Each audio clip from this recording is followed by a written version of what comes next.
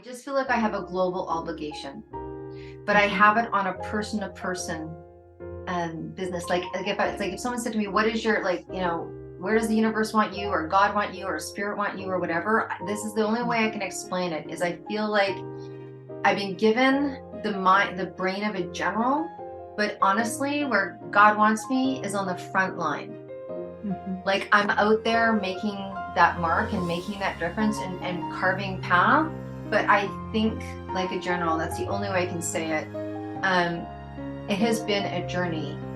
It has been like, I felt the calling when I was 5. I remember standing on the sidewalk looking at my house, which had some pretty funky, childhood experiences going on. And I remember saying to myself, I want a different life. That's all I remember saying. And it has been a very different life. Digital audio health by Simatrax.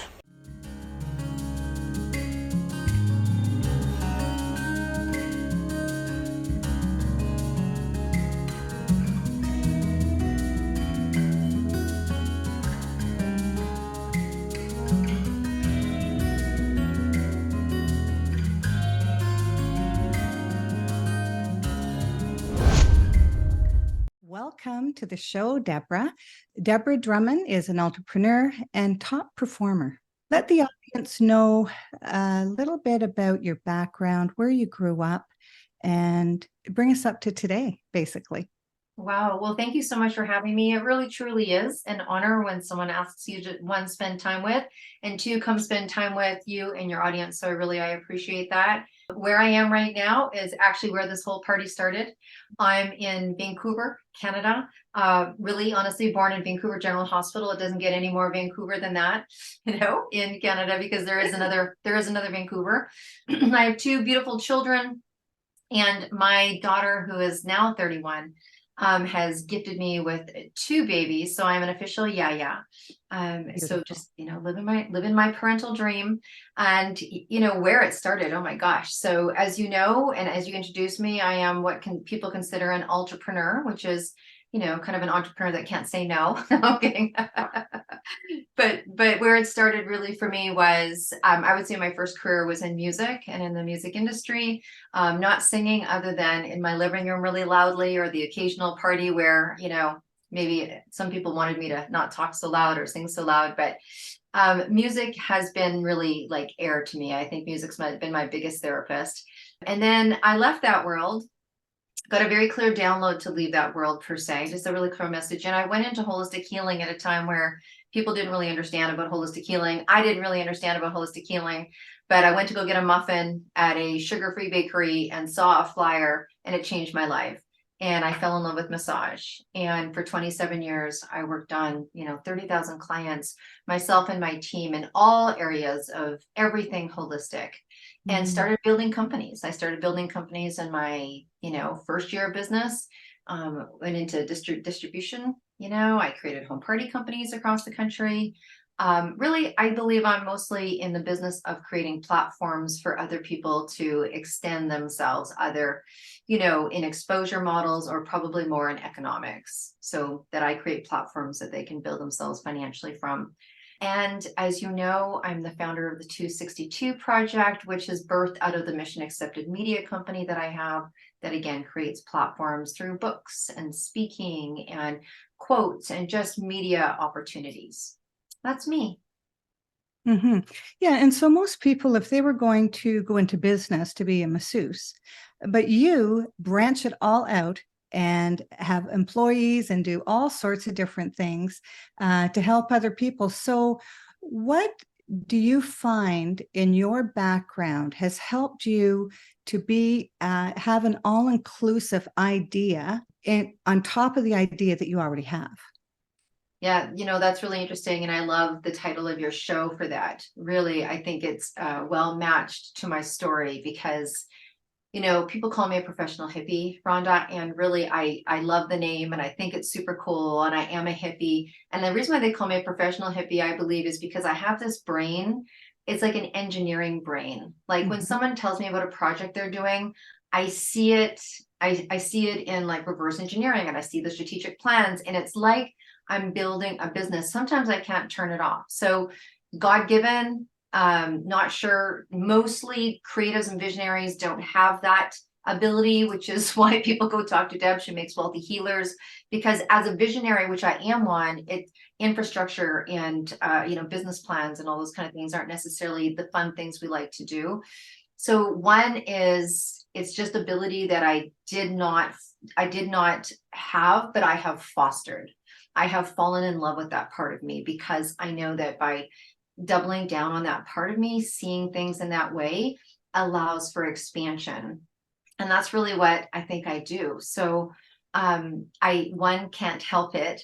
And two, have fallen in love with it. And three, most of my businesses, it's interesting. I went and spoke at the CBWN in Alberta for International Women's Day, 2 days before our event. And they're like, tell your story. And how did you have and build 7 companies? And when I actually heard myself speak, which if you're a speaker, you'll know what that means. It was this download to this download to this download. Like, I just sat there on my second day of taking a massage class. We needed money. I was, I had a wanted surprise. I was pregnant. It changed the trajectory of my life. I was on my way to go get a degree in women's studies and create, platforms in third world countries. And here I was, couldn't go to university and get my women's degree. The religious studies course, ironically, was canceled. And I found myself in a massage class due to a flyer that I found at a bakery. And I was like, we need money. And I took a piece of paper. My first business plan was a piece of paper. And I was like, if I do this many massages a week and I charge this much, and I do it on these days, we'll be able to pay this. That literally was my first business plan. And then it was like, well, if I can do that, then I can have someone else. And it just organically grew. And I have the inability to say no to myself. Wonderful. That's a good quote. Yeah, isn't it? That's a really, let's write that down. I have the inability to, we're going to both write that down. right. To be afraid of yourself. So, okay. So here's the thing. I always think about the person that's at home listening to this right now. Yeah. And what you just talked about would just be, would kind of explode in their head a little bit. Because as you know, there are people, it takes a lot of courage to do the things that you've done. And there are people who want to do many things, but they don't have the courage to do it. And one of the things that struck me is when you said, you were, unexpectedly pregnant, or, and you had to change your life, and in changing your life or changing your strategy in life, you had to do that because you were called to do that based on the situation that you were in. Mm-hmm. But what it did, correct me if I'm wrong and speak to this, it made you hungry to provide. Absolutely. I mean, absolutely. It very much is, whether someone is hungry because their back is against the wall financially, mm-hmm. which was the situation then. I was like, okay, here we are, mm-hmm. having a baby, you know what I mean? And so it makes you think differently. And sometimes we are in, situations where we realize we just can't go back to work that day. We realize the relationship we're in is not going to be long-term. We realize that our kids are going to need, I remember sitting and mm-hmm. getting some educational news about my son and some of the things that he's going to need to be successful in the arena of education. And I was like, that's going to cost a lot of money. Do you know what I mean? And so sometimes it comes to you. Sometimes we plan it for ourselves. But I think in there comes either hunger, like you said, mm-hmm. or a desire for something different, or a desire for a different life. And it does take some courage, some bravery, some stepping out. I was talking to a woman who, I'm in a big stretch program right now, like I call what I'm doing is really stretching myself. Mm-hmm. She's also doing it. And we were talking the other day and I said, so how's it going? She's like, how's it going with you? And, we have that real conversation. And I said, what we are in is it's the stretch of significance. Mm-hmm. And I think, it is when you're trying to make a big impact or a big change in your life. Like, I needed to pay this. My son's schooling went from free to $32,000 a year. I was making like $60,000 at the time. That math doesn't work. Mm-hmm. So then you get into a stretch of what we call stretch of significance, where you have to become bigger. And it's not necessarily that you know how you're going to do it. You just put one foot in front of the other and plan the best you can, pray as much as you can, and then work with what happens, including every pivot, because there'll be some, right? Mm-hmm. Mm-hmm. Yeah, that was a mouthful. I don't know where that came from. Yeah, it was beautiful. And so when you come across people who have a hard time stepping into who they are, and I've seen you do this, do you remember back to those difficult times or those pivotal moments in your life where you may not have had the courage, and you know what that feels like, and so you're able to transfer those skills and help that person who is overcome with fear of doing something? Mm-hmm. Speak to us about that, because there will be people right now that say, well, I'd love to do that, but I couldn't do that. I would be afraid to do that. I'm afraid of myself. Yeah. And sometimes we're afraid of success as much as we are failure, right? Mm-hmm. And so can you speak to that? Sure. I mean, first of all, what I want to say is anyone that you see that's stepping into a bigger platform than you are, whatever that looks like. I mean, it doesn't have to be Oprah big. It can be your neighbor big. Do you know what I mean? So if anyone is doing something or you're inspired by a conversation that you're listening to, never assume that the person has not had to walk through the same thing that you're walking through. I have stood in front of 20,000 people on stage. I thought I was going to throw up before I walked out there. There's been times where I'm nervous when there's 5 people in the room. Sometimes that washover of fear or concern of inability can happen on any day, no matter what. It doesn't matter the size of the audience. I mean, of course, it makes it a little more, a little more obvious, but so there's fear. What makes someone walk through that fear, or what's made me walk through that fear, is 2, a decision, and 3, the impact that it'll make on others if I back off from that plan. So, right. So, I mean, if you like, I had honestly, I'm in a big project right now, and I had a very cool colleague this morning say to me, would you do it again? Would you do this again? And she knows the stretch, and the expansion, and the money it costs, or the time it costs, and whatever it is, right? Would you do it again? And she goes, maybe I should ask you that in June. I'm like, sure, ask me that in June, right? I said, so I just think that sometimes we feel when we have our own, I don't know if I can do that, I don't know if I can step into that, I don't know, is get into relationship with yourself enough to know whether it is sabotage or not, whether it's fear or concern. A lot of times people go, I'm scared. I'm like, you're probably more concerned. I'm going to give you an example. Okay. So I just finished writing it. So everyone thinks like when you're on stage, you got your whole house in order and you have no fear. If you can organize something like this, there's nothing that bothers you. And that's not really true. So a colleague of mine was releasing a book, and you know me, it's a big proponent for me, if you're building your exposure model, to be in as many books as possible. So she's like, I'm in a book, and I'll go in your book and you go in my book. And I go, okay. And I said, what's your book about? And she says, it's about resilience. And so I'm like, oh, that's interesting. And I had something pop to me, right? You should write about this. And so what I was told to write about, I'd never shared about. I shared about it with people maybe in my earlier days, or people that knew. But once I had children, it was not something I was going to share with them until they were a certain age. It was about domestic violence. And I got this message, share that you had this experience. And I was like, that's interesting. Now, I haven't shared about that unless someone privately needed me to do it. It's not been part of what I've brought forward in terms of my exposure. But I was like, okay. And I really, so people see me here speaking for 20,000 people, they would never know the personal inside that I went in that process to do it. I waited to the very last day that I had to get it in that day. That was the cutoff date. I honor that commitment. I got up early that morning, and I literally wrote everything that day sitting in a chair. I just wrote it all out. Now, I knew I wanted to wait till my children were old enough. It was not my children's father. And I put that in the book because I'm a public figure. And so I had to put that, okay, I don't want people to think I had all these concerns. That's what I mean about concern. It wasn't fear or scared. It was concern. I'm concerned about what my kids would think. I'm concerned of what it'll do to my reputation. I'm concerned what people will think about me.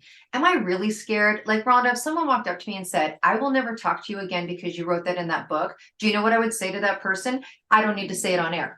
So I'm not scared, but I was concerned. And those are two very different experiences. Concern can be worked out talking to your best friend. Concern can be worked out probably journaling or meditating.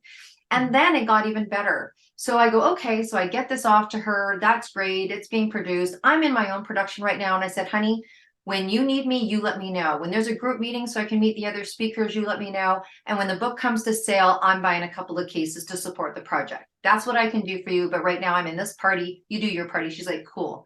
Then I get a message. Oh, hey, just to let you know, the book's going to be given away at the Emmys. I'm like, oh, would I have written that? Is that what I want to be given out to the celebrities at the Emmys? I was like, damn, I should have asked more questions. Or did I miss that email?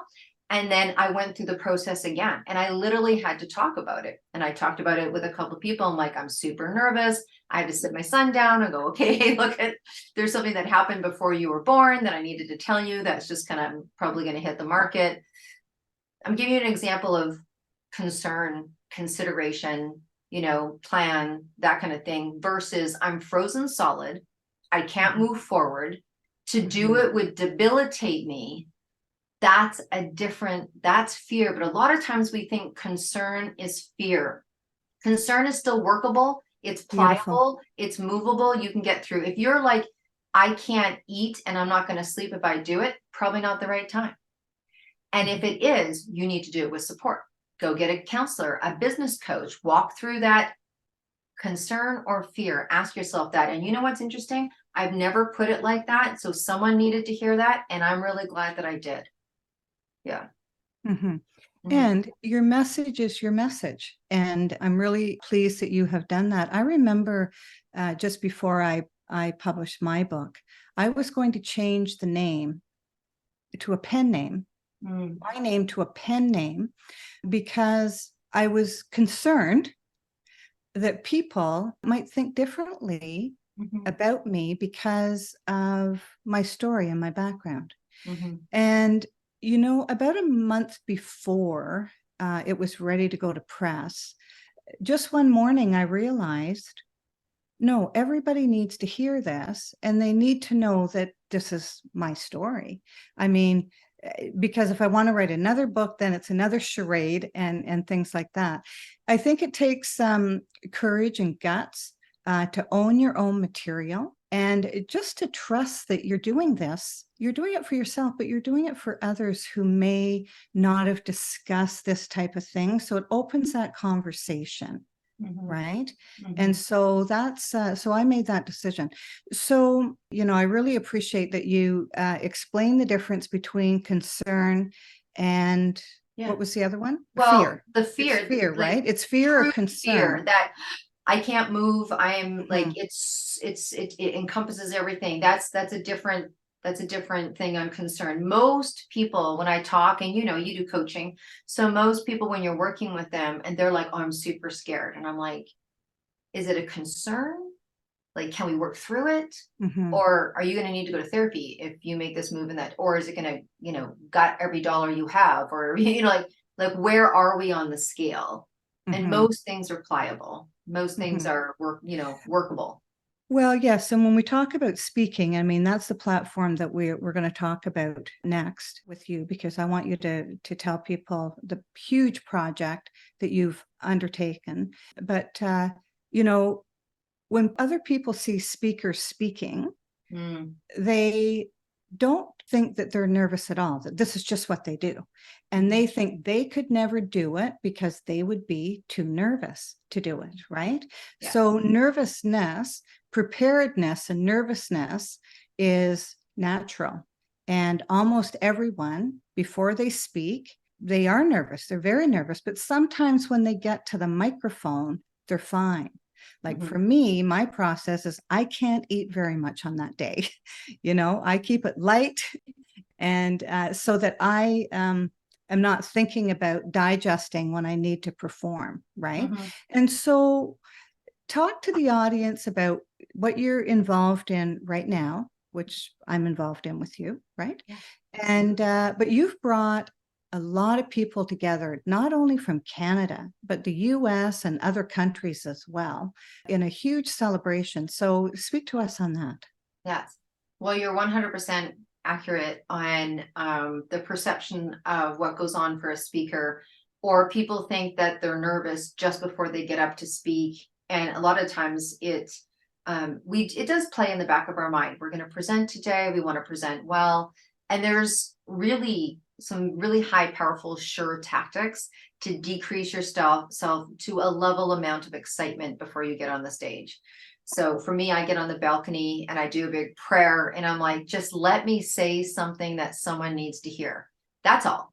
I know what I'm supposed to say. I've got it written out. I've got stickies around my computer. I've practiced it in the mirror, whatever it is, right? Or I have someone interview me. Like for me, I'm getting interviewed on all these summits. Why? Because I'm holding container space for all the other speakers, right? So I'm like, oh, just interview me. It's, I don't have to want to think about that. So there's many ways around that. So if someone's like, I would love to speak, but I don't know if I can. Yeah, you can. There's so many secrets and techniques in the back end that it really is doing nothing different than being on right now. And that's why we're live online as well. You know what I mean? You're not standing in front of an audience, even though our audience is large. The project that we're talking about right now is called the Stand Up, Speak Up and Show Up Yes You, which is why I added the yes you, because you have people on this side going, I'm not yet. I'm not as good as her. I'm not as experienced as her. I don't have the dots behind my name. I don't whatever. And that's just not accurate information. And then I also have yes you, where we've got the mavens and the crones that have been doing this a long time, like me and you. And we're like, just let the next generation come in and do it. Just like, I'm like, get your butt back on that stage and share your wisdom, girlfriend. So this project happens to be for women. And it is a remembrance of International Women's Day. And I say remembrance quite importantly, because International Women's Day, the message that I got was that it has kind of turned into, not in all countries, but kind of turned into a bit of a Facebook posting day. You know what I mean? There's something you might do that day. Maybe you go pop onto a summit, maybe you do that, but it is a huge day. It is a day that symbolizes, freedom and equality and importance and significance for women internationally. And the most important word about that day is solidarity. And many times, even myself included, years past, there isn't marches going down the street anymore. There isn't petitions to sign. I love this because Gloria Allred will say, they say that, we got given the right to vote. And she's like, we always had the right to vote. You know what I mean? So I'm like, all these permission to vote. Yeah. And so we have them, but when we wake up in the morning, for the most part, we do the same thing we did the day before. For the most part, we don't feel the power. We don't feel the solidarity. And so what got created was alongside a book of self-funding women, 262 of them actually, putting their words and their gumption and their messages to women and sharing about themselves personally and what they do also to serve the world, their personal and their business, was this big summit series of 22 summits. And on the 8th day of every single month, an array of incredible, diverse speakers will share their message, their passion, their projects, their nonprofits, their profits, and what they've learned about life. And they share that for everyone to come to. And it is a free world global access, which is really important when you're trying to create people to come together in solidarity. You want to remove all barriers. So all the barriers for most women come down to money and time.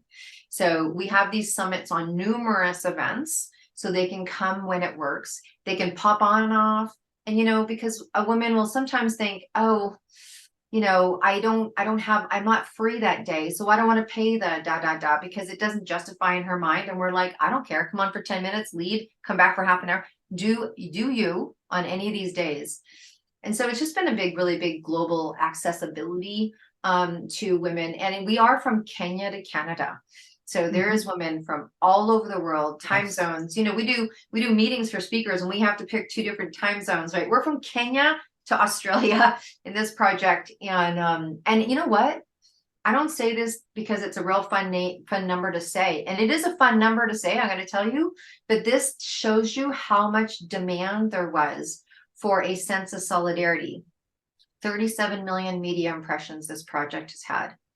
And we've had over 4,000 women attend. Women and those that support women. So it's like, men can come too, but it's got that women supporting energy. That's really telling. I mean, yes, we're good at marketing, but you can only be good at marketing if what you have is good to be marketed.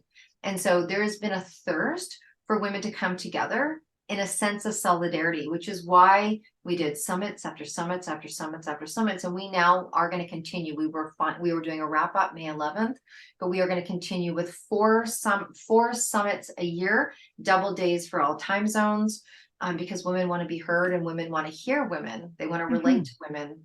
So that's the project. It's a big project. There's probably 400, 500 people behind the curtain, and our impact is upwards of 350 million.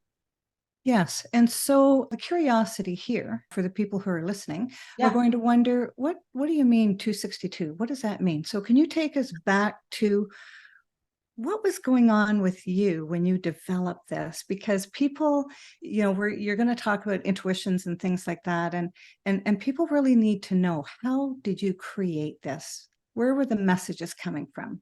Oh, yeah. Well, here's the interesting thing. I was in business before Google.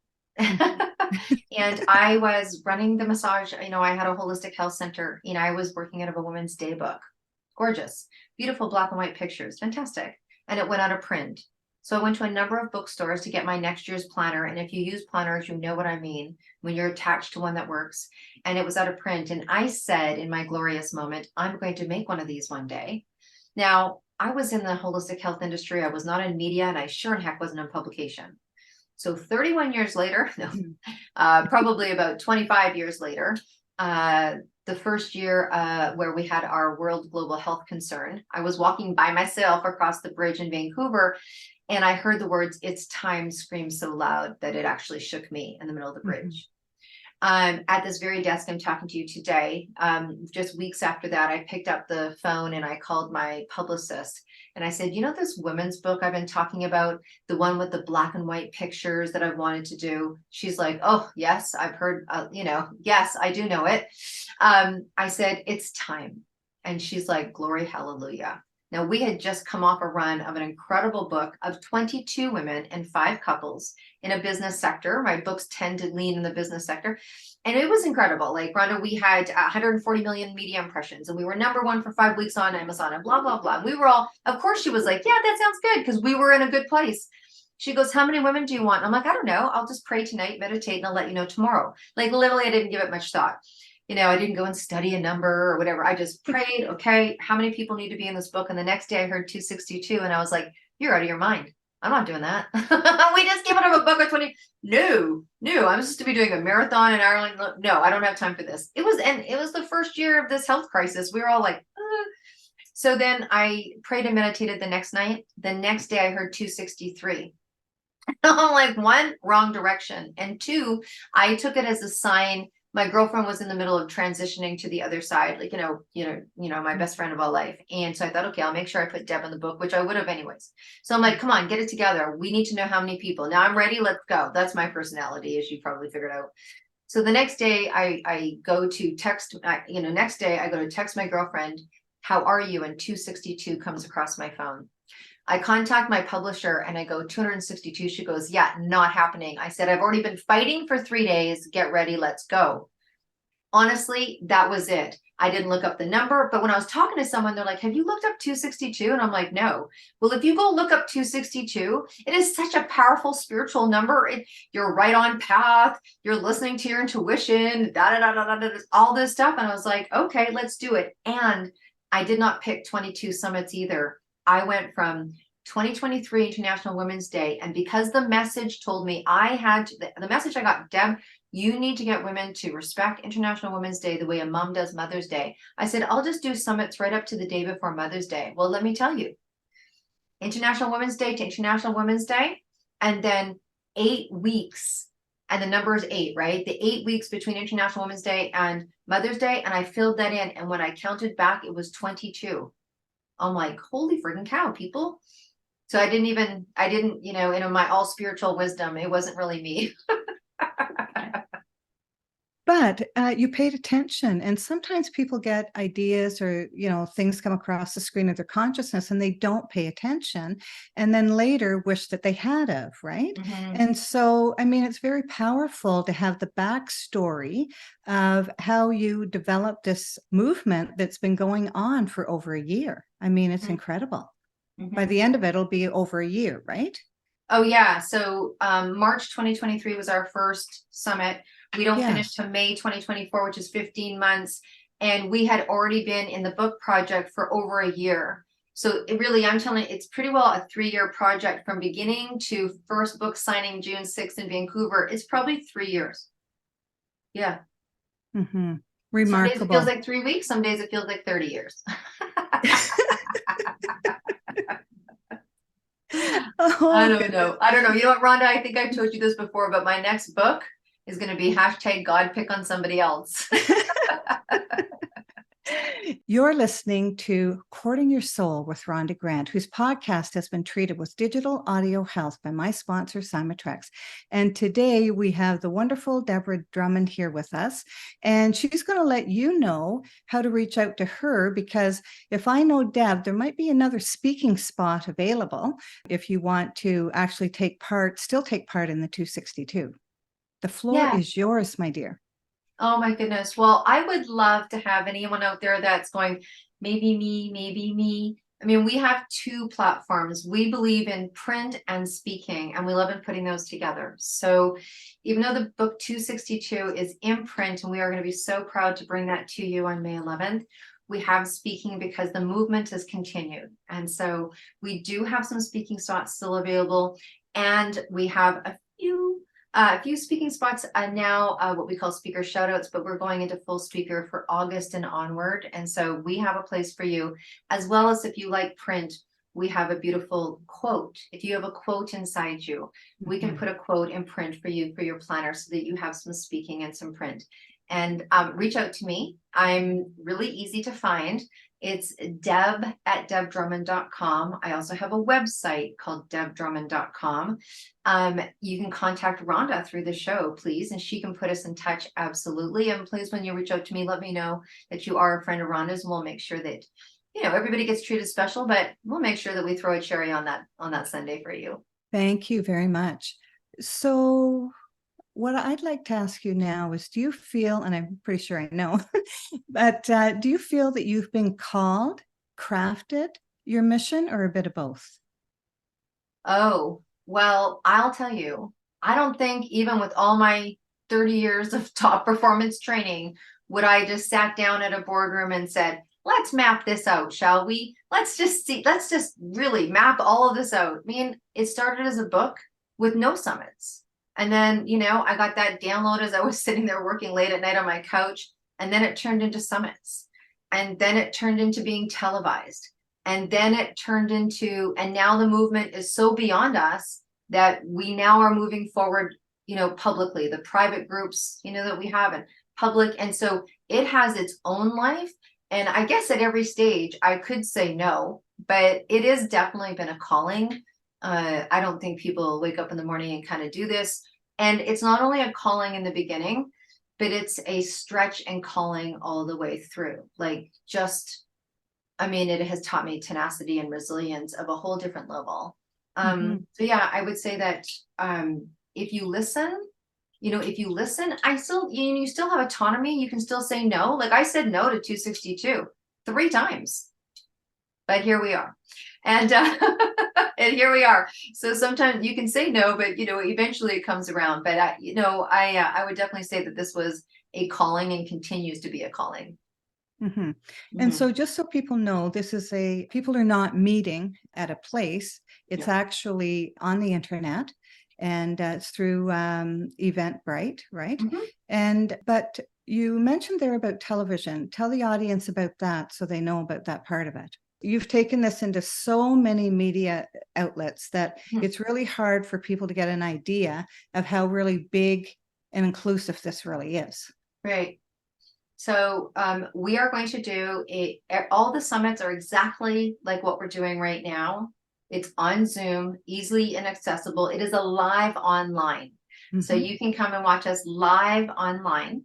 We then move it from there over to YouTube for 8 more free days for full accessibility. So, you know, people can watch the parts that they missed. Then we take it and put it into the vault. After May 11th's final beautiful summit, we're starting to work on them now. They get edited, so all the ums and ums come out, you know, and then they go to a TV streaming channel where they will be turned into episodes. And we will have 22 episodes of a variety of time because, you know, the subjects are, the times are, they vary. And women can go on there, women that support women can go on there. And it's, I believe, $8.88 for a month so that they can just get their full download of with all the summits, and they can watch that there. So it is a kind of step-by-step process. You can come along that journey with us and continue to be, honestly, it's incredible. And if you have Amazon TV, Apple TV, Roku, or Hulu, you'll be able to download our app. And we will release that information on, like, we have a public Facebook page, we have a public Instagram page. You can reach out to Rhonda, you can reach out to myself, you can get onto our email list where we'll let everyone know. Rhonda will be announcing to you when she's on TV, and you'll get to hear all that good information. But that's what it is. And it sounds really big and all complicated, but you don't need to worry about that. That's our job to worry about that. There's learning curves all around. But for you, you're just going to be able to put on your TV and you're going to be able to watch some of the most incredible women of consideration, you know, stepping up. Beautiful. Thank you. What extraordinary discovery have you found in your life? From this project? In your whole life. In my whole life. In your whole life. Wow. What have I discovered? What magical have I discovered? I think, well, one thing is that I feel what's put in front of me, like who's put in front of me, what's put in front of me. I almost have an obligation, like, I just feel like I have a global obligation, but I have it on a person to person business. Like if someone said to me, what is your, like, you know, where does the universe want you, or God want you, or spirit want you, or whatever, this is the only way I can explain it, is I feel like I've been given the brain of a general, but honestly, where God wants me is on the front line. Like, I'm out there making that mark and making that difference and carving path. But I think like a general, that's the only way I can say it. It has been a journey. It has been, like, I felt the calling when I was 5. I remember standing on the sidewalk, looking at my house, which had some pretty funky, you know, childhood experiences going on. And I remember saying to myself, I want a different life. That's all I remember saying. And it has been a very different life. And it's been a life of learning to value myself at the same time as feeling like I'm a servant leader. And that's been a hard line to walk. Because as a servant leader, you want to give, like, I wake up in the morning and I just want to give. And then I have to make sure I monitor my value.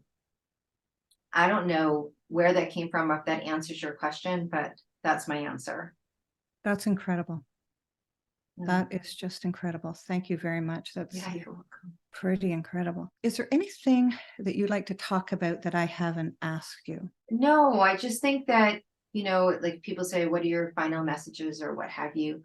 I think what I want to tell people is that when you see people making brave attempts, you know, like this is my best at an attempt, you know what I mean?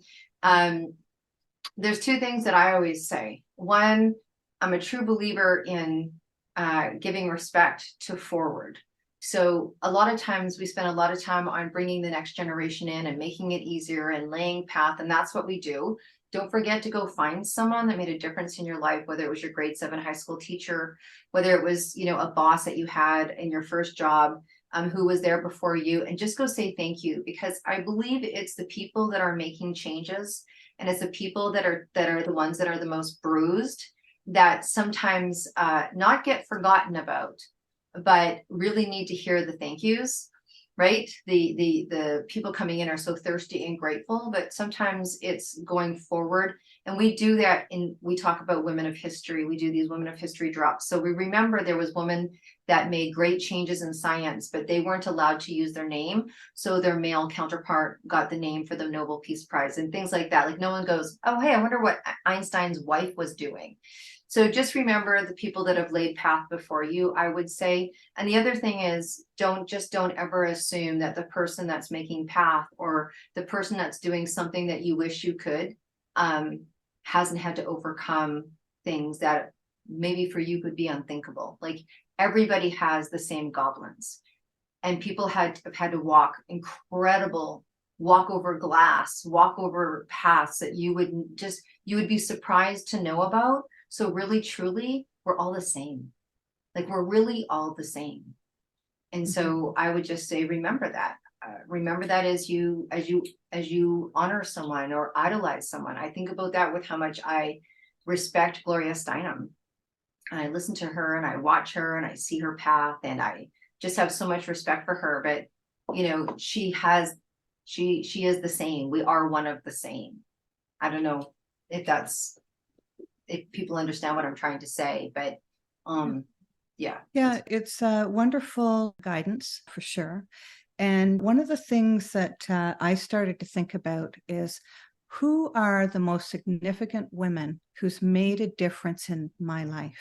Mm-hmm. And when you start thinking about things like that, and what did they contribute to your walk? Like when you look back over your life, and I think that we're so busy today in our brain, what's next, what's next, what's next? And we forget to take a look back and have a review of our lives to help us move forward.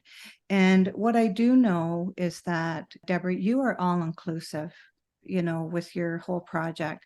And the reason I say that is because, you know, curating this massive movement of women stepping into themselves at whatever level they are in their life and their abilities. And still, when people talk to you one-on-one, you're so personable. And you wouldn't think, like, you're so unassuming, right? And I think that is a gift to do something as great as you're doing and still have the humbleness and the tenderness for the individual people that are in the whole project. I think that's just wonderful. Well, thank you. I really appreciate that. That's not, you know, I just really appreciate that. I mean, I have a story, you know, I know what it's like to not have. I know what it's like to have. I know what it's like to get my cousin's hand-me-down clothes because we couldn't afford. I know what it's like to go through experiences where you're completely wiped out. I know what it's like to have to build. I know what it's like to have your back against the wall. I know what it's like to cry. I know what it's like to take on a project, you know, of this and other projects I've taken on and not knowing, you know, the next month where it's going to come from. I know what it's like to write checks to pay bills and not know how it's going to end up in the account. Like I know all of that. So I appreciate that. And I just said that to my son yesterday as he's building this business and he's getting celebrity acknowledgement. And, you know, he's going to be designing, some clothing for someone who's going to be at Prince Albert's World Polo match. And I said, no matter what happens in our life, we remember and you stay humble. And I teach it. And I think that was probably something that I got. My mom's door was always open. My door is always open. Anyone's call. I had a girlfriend call me. She's like, I'm landing from Sweden. I've got a situation going on. I'm showing up. I'm like, okay. Like, that's just who I am. And I hope I've imparted that to my child, but it really doesn't matter. Like it really doesn't. We're all souls. We're all trying to do the best we can. Yeah, we're all souls and nobody's we're all competing. souls. And we're not competing. We're just doing what we do because we've been called to the position that we're in and to help the people that we've come here to help. And the most wonderful thing that I've heard, and I'm not going to be able to quote who said this, but when you can turn and put your hand out to the next person who's coming behind you to hold them up, bring them up, and so that they can self-actualize their mission. You know, I think that's a wonderful, wonderful gift. And I think that people and you might want to have a survey of this, is I think that if you look back over your speakers, that I think that a lot of people would attest that this is one of the most significant things that they've probably attended to, been part of, and then it becomes part of our repertoire. And not that we get to boast or whatever about it, but I mean, it lays down a blueprint in every single one of those humans. And if you know of epigenetics or have spoken about it, is we're sending it on to our children, grandchildren, and all of that. What we do will, 100 years from now, women who will have our namesake will be able to stand more, do more, be more, and have more courage, even if you can believe it, than we have today, right? Mm-hmm. Well, one, absolutely. And two, hurrah, right? Like we have to remember how far we've come. And at the same time, recognize that, yeah, we're all equal. We're all souls. We're all doing our thing. We're all evolving. We're all, waking up each day and moving forward, forgiving ourselves, like trying to dance with what gets delivered. That's the other thing too, right? We don't know. So we're trying to deal with what gets delivered. And I think a lot to do with this project as well, as we talk about it, is, we're still in a world where International Women's Day in some countries, you would be thrown in jail if you talked about it in the streets. And so it is important for those of us that have commodity, and that commodity is ability. And that's why this is an accessibility. You'll hear me say accessibility. And that when we make change here, it's felt in other parts of the world. And we're not all in an equal state of equality or rights or accessibility. And we're still moving forward. And sometimes we still experience it. And it's shocking when we experience it in our own homes. I mean, for me, we're in North America right now, and we feel we have rights. And then, you'll go to a bank application or something like this, and they ask, are you a Miss, a Mrs., an MRS, or an MS? And I'm like, not sure what my marital status means, because when it comes to Mr., it's just MR. So, you get graded on those things. If you're divorced, you have a less ranking. And it's like, you're like, what? But I live in Canada and it's 2024. How is this possible? So even the subtleties of having that conversation, and some people right now that are listening to me go, oh my gosh, you're right. They still ask marital status, and we're still ranked by marital status on the back end and analytics. And so we still have to stay cognizant and free willing. So there you go. There's my soapbox for today. Beautiful. Well, I knew that we were going to share an awesome time together. And so I really appreciate you taking time out of your busy schedule to be on my show and talk to women everywhere about stepping up and stepping into their greatness. Oh, and we're so grateful that you're part of this project, Rhonda. And I'm sure your listeners have come to hear you share. And if they haven't, please do. Please do, because here's the interesting thing. This is what I love about women.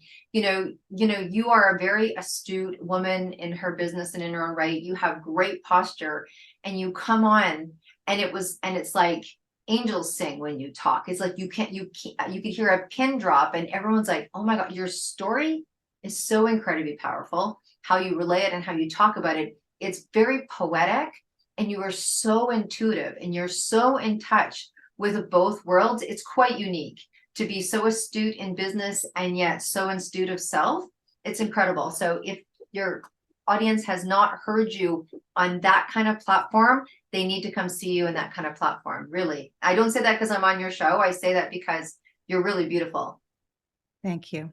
You're welcome. I appreciate that. Well, so are you. Well, thank you. Yes. Thank you very much, Deborah. Thank you. Thank you for listening. Theme song for Courting Your Soul is Sun on the Water, composed and performed by John Park Wheeler.